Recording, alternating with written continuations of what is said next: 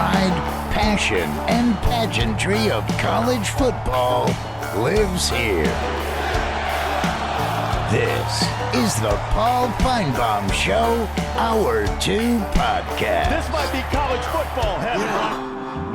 And welcome back. We are happy to have you for the second hour. Alabama basketball has been a subject of conversation first hour. After what happened last night in Missouri, we'll talk to Coach Gates a little bit later on. But we want to change gears, talk about the football season. Everyone knows this most recent season was one of the more trying times in modern Alabama history. But there's a lot more about this season that we are finding out. And we want to say hello to Caleb Castille, who is somebody I've gotten to know over the years. He's the son of truly one of the most respected and revered former Alabama players, Jeremiah Castille, who played on Coach Bryant's last team and has been associated with that school as the chaplain for so many years. Caleb, two brothers, of course, played at Alabama. He's an actor. He was in NCIS Los Angeles and a number of other things. But Caleb, as we say hello to you, that's not why you are here. I remember after having the honor of being the MC at one of your father's banquets a couple of years ago, you were telling me about something that was about to happen, and that the coach changed, but the subject did not. Good afternoon.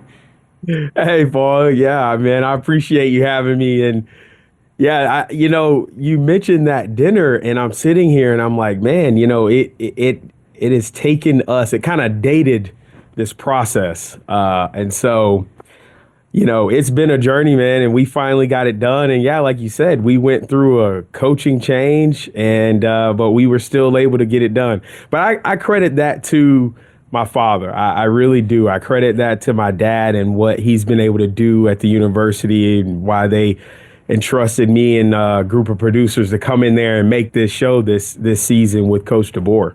It's funny, not to get off the subject, but I thanks to your dad, I'd come down to be part of that evening, and I was out with my close friend Frank Bromberg, and when you showed up, we were literally talking about whether or not we thought Coach Saban was about to retire. Wow. And we were of the opinion that he might, and I had been sitting with Greg Byrne, and he told me during the dinner that he was flying to California the next day, and I'm thinking I said, Frank, Byrne's going out there to interview a coach. Of course, Alabama was playing in the Rose Bowl, but that was when you told me you were about to do something with Coach Saban the next year. I'm like going, I hope Coach Saban sticks around, because you've got a great idea. So we'll lead into what you ended up doing that is now starting to be seen by a lot of people. Yeah, well, the funny story about that, Paul, is that my whole idea for this show, and just for the listeners, viewers who aren't familiar with me, I had the opportunity to play under Coach Saban there as a walk-on 2010 to 2014 before I got into this crazy entertainment business, decided I want to be a storyteller. But, built that relationship with Coach Saban. He actually participated in a documentary, which was another long-form documentary, which is my first project. And that's called Nothing But a Winner. That'll be out probably sometime next year. It just kind of chronicle, you go through the history of Alabama from Coach Bryant up through Coach DeBoer. Really cool thing. But so after that, I asked Coach, I said, hey, look, I'd love to do this TV show. You've never let anybody in to sort of, see how the sauce is made down there. And everybody wants to know. Everyone wants access. And so I did not know that Coach Saban had turned that opportunity down. He told me, him and Josh Maxson, they turned that opportunity down 16 times. They had been asked by much bigger producers than me.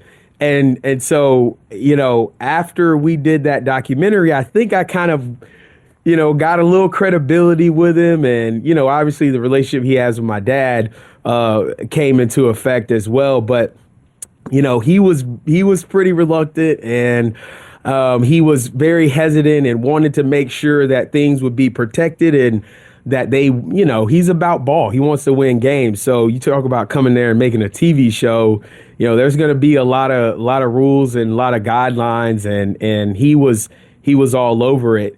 But it's funny. So the Monday, I guess before he retired on that Wednesday, we had a pause in the season so they could finish up. And I was supposed to, have a meeting with him that Wednesday, talk about the show. And I get a call literally after scheduling it that Monday. I get a call on Tuesday, and he retired. So I said, well, I guess he didn't want to participate. But man, he, without him getting it through the door, though, before he left, I think it would have been a lot harder for us to get this done. So take us through the process, and you certainly were producing it, so it's not easy. You've got a lot to unpack. So how did it work? So we started out basically with a very simple concept, right? We didn't want to remake something like Hard Knocks, right? Put a million cameras all over the complex and do a real X's and O's show. Having played there, I really wanted to do a show that was character driven, right? There's so many people down at Alabama who are behind the scenes that don't get the credit they deserve, right? And they do a lot to make that place successful. And so, a lot of those people had an impact on my life, and those are the stories that I wanted to tell as well. So for us, we wanted to, like I said, make something that was very character driven and see how this game has not only changed, but how that change has affected these guys, affected the organization. I mean, from the top down, right, Paul? From the board of trustees, how they're having to handle everything, to Greg Burns, who has championed our show as well. So, to me, I wanted to put an emphasis on bringing out the character, the human elements of everybody down there, and it not just be about football. The football is that story's gonna tell itself, because you either win or lose, right? But what's more interesting and what we were able to capture is just how, the winning or losing affects the program and how they bounce back. And, it is a really heartfelt show, I will say. So how does it work, and what? I mean, I know it's on Fox Nation, but how many episodes and what goes into it? So we got 6 episodes between the runtime of about 40 and 50 minutes. So each episode has a different theme. Like, for instance, the first episode talks about faith, right? Like a very important pillar in Coach DeBoer's set of principles there. And he's doing such a great job, man. It's so awesome being able to see him step into that role and really command, the respect and get out of what he's been able to. But as far as for us, like, we wanted to have a small footprint there. My director, John Hinion, who directed and show ran an amazing Emmy-winning show called Welcome to Wrexham. He's our director. And man, we had John literally pack his bags, move to Tuscaloosa, put on a coaching shirt, and just blend into the team. So you're getting a perspective that no one really gets, because he's like a fly on the wall, right? Like, for the first time ever, I mean, to our knowledge, producing this show, you'll see and hear coaches' comms, which to me, I never even heard being a player. So we got a lot of exciting stuff like that on the Ties That Bind that I believe the viewers are really, really gonna like. So, Hard Knocks focuses on a certain aspect of camp, but in terms of the entirety of the season, Caleb, how much are we going to see over these episodes? So this first season, Paul, we started from episode 1. We kind of do this. I told you it's about character and human elements. So you're not gonna see the show. It's not going to be like in chronological order of the games. Like, we start out with the Georgia game, and then we start out with this high of this big win, and then we kind of go down, and we all know what happens with Vanderbilt, and in Tennessee and different things. But, so we started the beginning of the season. We go all the way through the bowl game. As the producer, and listen, you and your two brothers played at Alabama. Your father is an all-time legend, made the key interception in Coach Bryant's last game to preserve the win. How anxious and how much angst did you have as this season ebbed and flowed and nearly spun out of control? Well, I'll tell you what, the hardest thing to do as a producer and also as a genuine Alabama fan, like I went down and I sat with Greg and Greg Burns and Coach DeBoer, and as I was talking to Coach DeBoer, I said, look, man, to give him a little reassurance, I said, I was raised in this house. This is, Coach Bryant was a second grandfather to me, in a way, in my home. And so, it was hard. It's hard being that close to this university, and also the editing. You guys know that in production, editing is like trying to decide whether you want your left or your right arm. And, unfortunately, we had to suffer through some tough losses this season and decide how we wanted to tell those stories. But I think the number one element in what you see even in the trailer is Coach DeBoer says this line is just finding a way to win, and that guy wins. Coach finds a way to win. He finds a way to keep these guys motivated and invested down there. And I try to do the same thing, in my producing and storytelling. It's just you got to just find a way to win. If they had a loss every game, Paul, we would have had to find a way to win to make this show a win for the network. Well, I can't wait for everyone to see more of it, and my best to your mom and dad. They're two of the greatest people I've ever met, and thank you. I can't wait to see you again. Caleb, all the best. Talk to you very soon. Yes, sir, Paul. Thanks. Good to see you. Caleb Castille, from a legendary family in Alabama football lore, and he is continuing that with this project. We'll take a short break. We are coming back right after this.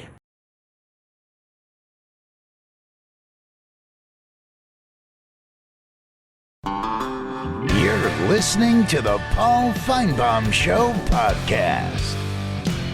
Are back, and we appreciate all of you being here on a Thursday afternoon. A great conversation there with Caleb. We'll talk to Coach Gates a little bit later on. And let's check in now with Chuck, who is in Alabama. Hello, Chuck. Hey, Mr. Paul. How are you doing today? We are doing great. Thank you. I feel obligated to say that. I've been listening since the fall of 2000 when I moved to Birmingham and went to Sanford University as a grad student. And I am one of those first-time callers. I've been listening all this long. And first of all, I just want to call in and say thank you to I-Man. That's really why I'm calling in. I think he is one of the original callers that I remember from back then, possibly fall of 2000. It would have been when Vickers was working with you. Sure. I think maybe Phyllis, Shane, of course, Bobby from Homewood, of course, the original Jim from Crestwood. who really was the best Jim of all time. Auburn. Yeah, you water boy. And, of course, before Legend and even Jim from Tuscaloosa or even Tammy, those folks were really entertaining, and I'm really glad that the show's kept on all these years, and the I-Man is still a constant through all of it because he's hilarious. And I just want to say to him, War Eagle, and best of luck, bro, to you also, Paul. Thank you very, very much, Chuck. You be well. You take care of yourself. Let's check in with Ricky up next. Hello, Ricky. Good afternoon. How are you doing? It's the only one you'll have. We're doing great, Ricky. Good. Listen, Paul, I want you to help me out with something. I could have heard this wrong, but I wanted you to verify this and see if what I thought I heard, I really heard. Some sports announcer a while back was talking about the way the money is split up with the 12-team playoffs, and he was saying that Notre Dame being an independent, the teams get get so much money for every round that they win. And Notre Dame is an independent, so they got 100% of the money that they win, whereas, for example, if you take Ohio State, they would split up their winnings with the rest of their conference. Is that accurate? That is accurate. Well, how in the world you can consider the conference is now millionaires, but you have created Notre Dame as a billionaire? Well, no, there's not that much money involved, first of all. And they do have, and they got in this year, so they get they don't have to share it. So, but remember something else. Within the SEC, there were 3 schools that got into the CFP. So everybody gets to share the home. The teams that get in get one share, but everybody else also gets to share with the pot, so to speak. Oh, good. Well, that sure makes me feel better, because the other way it looked like, I don't know, there doesn't seem to be any limitations. And remember one thing, I mean, Notre Dame has its own television network, but its deal with NBC, and I'll have to lean on somebody to help me with the numbers, it in no way does it compare with what the SEC and the Big Ten have. I mean, individually they get a lot of money, but the share, the amount of money that conference schools are now getting, what are we talking about? $40, $50, $60 million a year. It's going to be 100. It may already be heading that way. There is a lot of money involved in being in one of the better conferences. Thanks for the call. Appreciate it. Let's continue with Dan, who is up next. Hey, Dan. Hey, Paul. Yeah, I got a pretty cool story. I talked to Jeremiah Castille last year, right before the season started, and we were talking, just about how when Saban to me, he basically upped and quit on the team, and the roster started just going out the door. And so when they hired DeBoer, I was really excited. I was like, we're just gonna kick butt. We're gonna do really good. And so we were talking, and I made the comment to Jeremiah. I said, you know what? I said, I think we're going to be better with DeBoer than we were with Saban last year.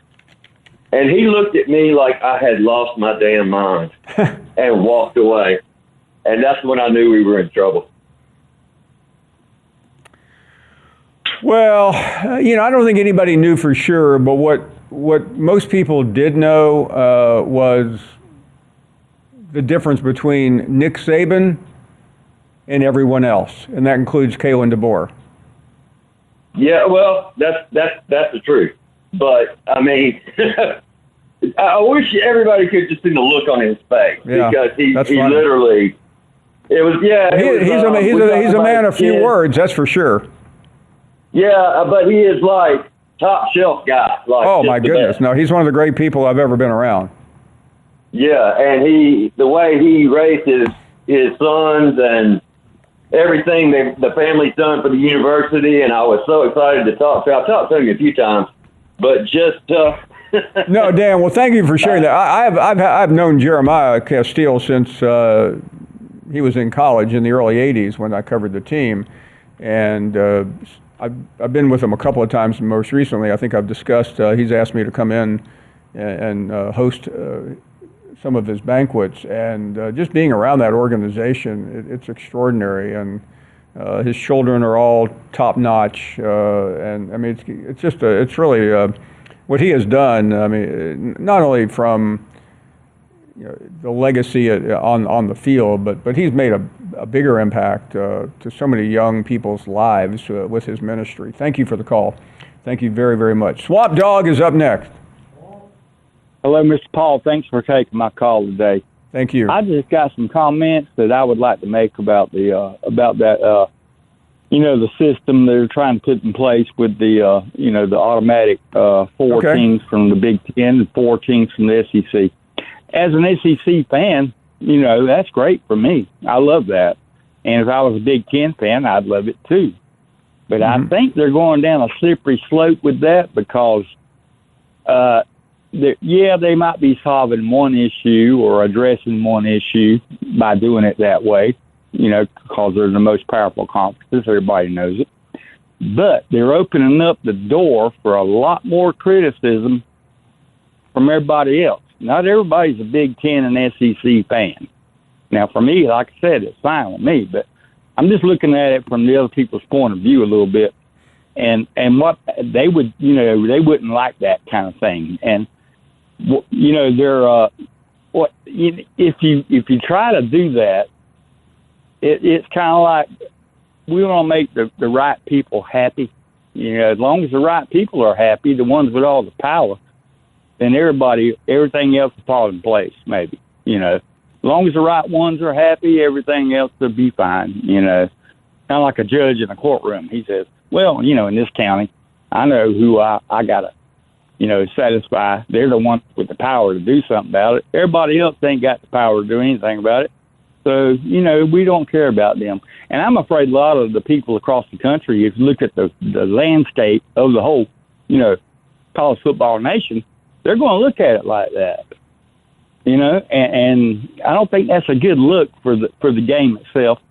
Now, maybe they don't care, as long as the right people are happy, that's all that matters.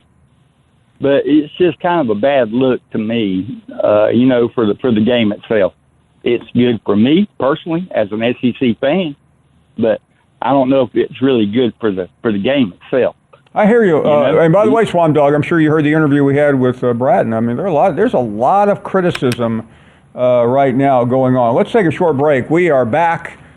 Dennis Gates joining us, top of the next hour, the coach at Missouri. We have a lot more to do here on a very busy Thursday afternoon.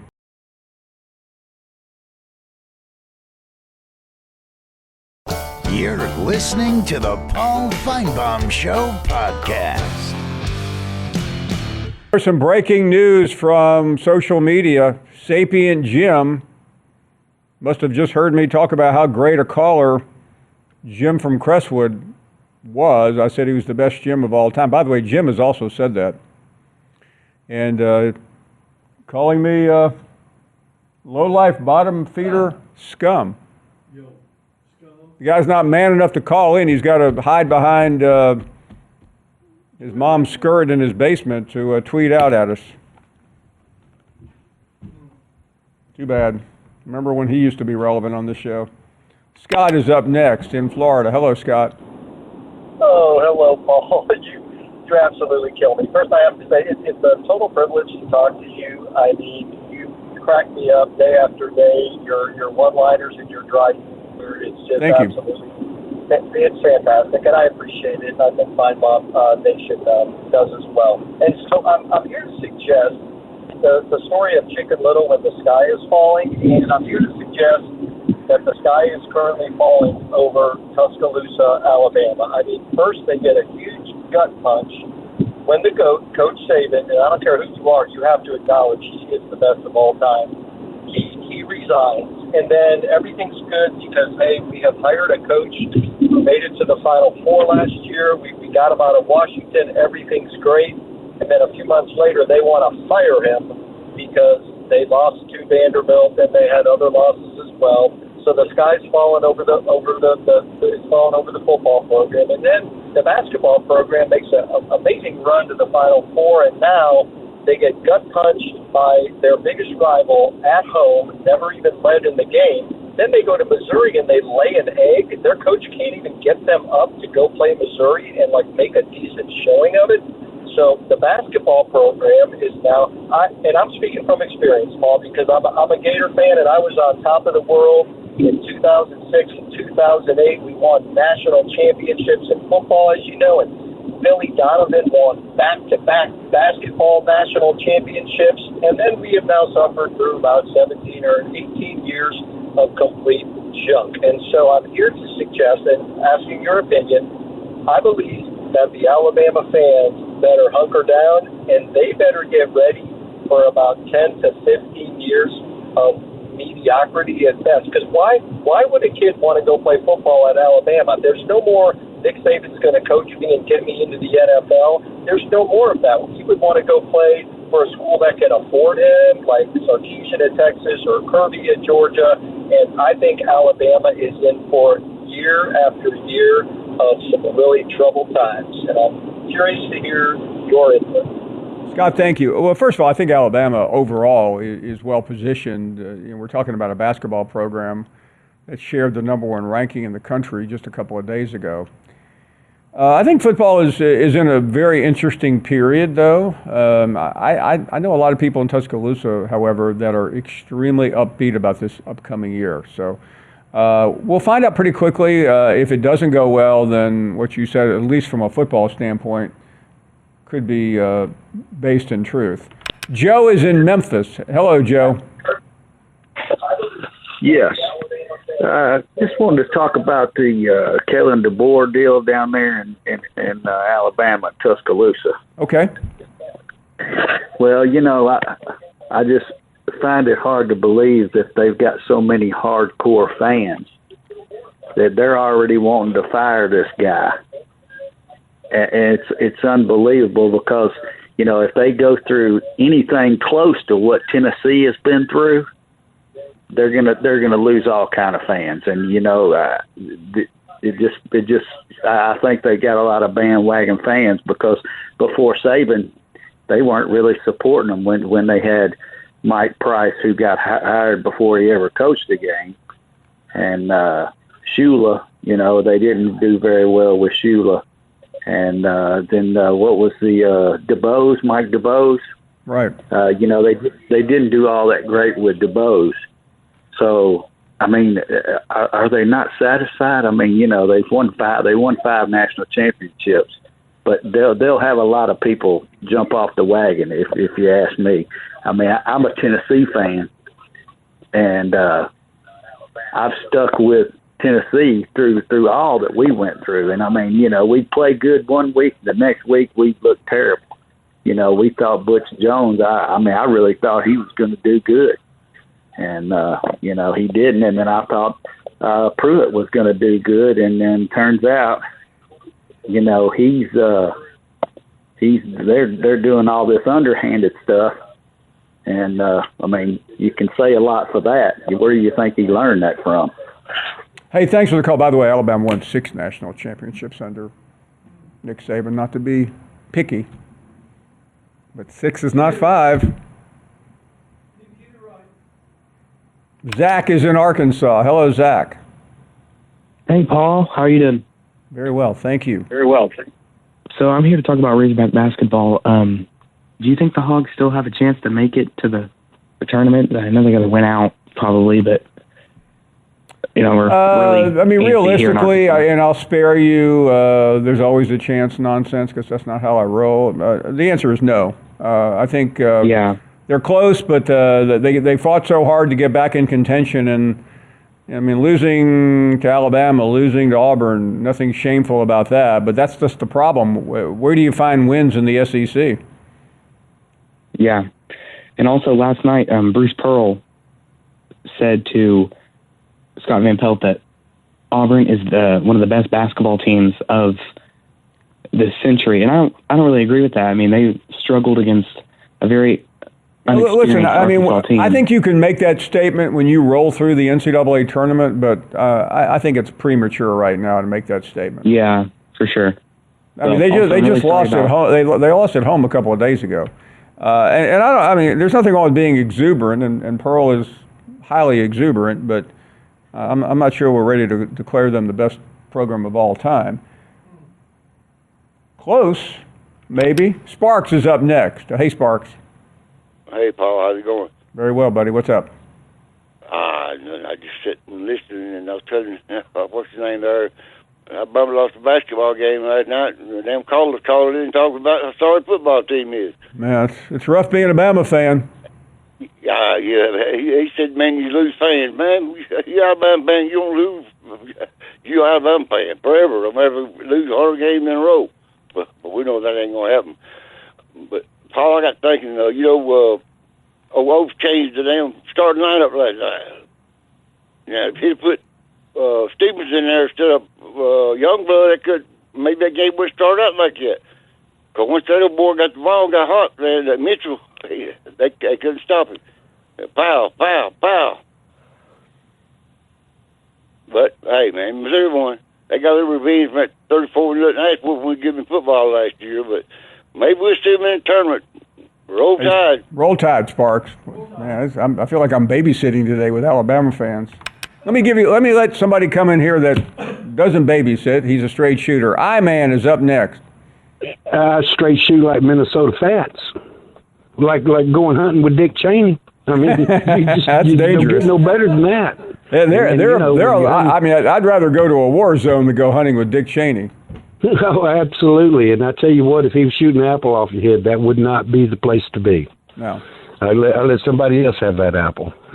You know, Paul, I listen to Swamp Dog, and this is what I gather from his conversation. He's talking about the playoffs, the way they existed last year, and whether he understands it or not, most people are kind of discounting, it's the way they're going to be this year. Now, that is the way you make everybody happy. It took all of those commissioners to be happy to get what we got. But yet the fans aren't happy. And there's a lot of criticism from the fans towards the playoff. Mm-hmm. All right. So in the real world, it's the Big Ten and the SEC show because that's just the way it is. And are they going to take some criticism because of the things they want? Does it look unfair? You know what? Step up to the plate. Put the money, if you invest the money in your program, and that's going to be the drawing line right there. That's the measuring stick. How much money these teams or these schools are willing to invest to be in that competitive level with the higher echelon teams. If you're willing to invest that and compete, you'll be involved in it. If you're not willing to invest it, you're going to be on the downside, outside looking in. And that's all there is to it. Because it's going to be about what the schools commit to make themselves competitive with the NILs and the transfers and those kind of things. And until they do, that's just the way it is. And now whatever contract comes up, whoever is willing to guarantee that money to all of the playoffs and the ESPN, that will probably be the way we go. But that's not a guarantee there's going to be that many changes. What would you say to the changes, if other than the SEC and the Big Ten taking over and allowing the others in? Well, I hope we stay inclusive. I don't think college football is ready for just a Big Ten SEC tournament. I agree. And there's I think we both come from the same side of the street. There's something about this I don't like.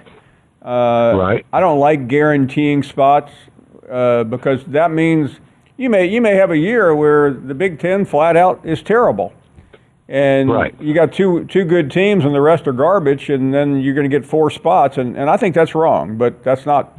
I agree. And you know, I want the rest of the country inclusive because that's what we're playing is the country, and you know. I don't really like the guaranteed spots. I kind of like this year. The SEC got 3 teams. The Big Ten got 4. The 3 teams that were in the SEC earned that spot. Hey, let me ask you and everybody else this question. Let's say the SEC had 4 guaranteed spots this year. Right. Who are you? I mean, the debate between Alabama, Ole Miss, and South Carolina would have been ferocious. Right. And there's no way to choose. And in my opinion, Florida could be in that. Florida could have been in that conversation because of the way they finished up the season. Yeah, they were definitely a hot team. You're right. Football as anybody, but they just didn't have the records to get in that conversation. And I really had no problem with Indiana or SMU or Clemson. Clemson won their conference. I mean, they legitimately won their way in. That's right. And I get the fact that there's a lot of people. Now, maybe the automatic buys are a little difficult to swallow because there was 5 conferences and there's only room for 4. Maybe there's some adjustments they need to do in that and some adjustments in the seating, kind of like the basketball thing. I think basketball really has it figured out. And you just put them there as they are, 1, 2, 3, 4, and that's your buys, if that's what you're going to do. But in order to make everybody happy, the fans are going to be disgruntled. That's just basically my comment. Well done. Have a good day. Man, thank you very much. We'll take a break. We have a long way to go here. A lot of guests continuing to join us, including the head coach at the University of Missouri after the big win last night.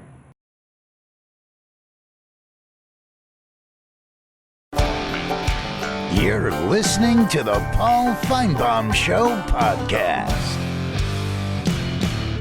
We continue here, and let's check in with John up next from St. Louis. John, you there? Paul, I am here. Good afternoon. Are you there? John, they wheel me in, they lock me down, and don't let me leave until you call. Well, Paul, are you live streaming or are you on long distance? Long distance. Collect. Well, Paul, you know something? I'm always on long distance. As you know that, quite frankly. You know that, Paul? Yes, I do, John. I know you do, and I'm going to talk about a couple of things right now, young man. I listened to the bantering going on with the Bama fans, and they're talking about they're crying in their beer and they're crying in their coffee because they don't have cream in their coffee, and how they got beat by a Missouri University team that came in there and took care of business, Paul. But you know something, Paul? I don't think the University of Missouri is ever going to get credit until we win something, which means football or basketball. So people like Brandon, the power washer, or Legend, the ex-con, you guys don't respect us. So we're going to hear from a young man here in about 5 or 6 minutes. He's going to tell like it is, Paul. And goodbye, Paul.